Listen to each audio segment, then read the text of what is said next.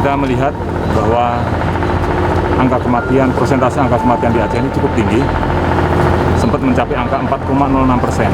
Artinya dari 100 orang yang terpapar COVID itu 4 orang meninggal.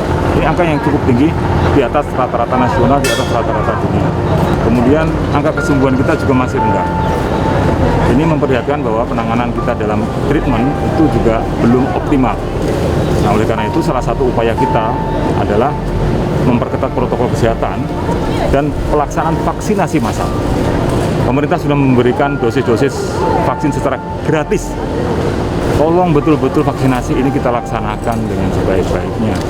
Kita himbau kepada seluruh warga masyarakat untuk hadir dalam pelaksanaan vaksinasi ini sehingga kita memiliki imun tubuh, memiliki daya tahan yang lebih baik lagi untuk menghadapi COVID ini. Karena ini belum tahu kita sampai kapan. Kalau kita memperbaiki ini, segera memperbaiki pola hidup, pasti butuh waktu yang lama. Yang kita perlukan sekarang adalah secepatnya memiliki imun. Vaksin adalah salah satunya. Terima kasih.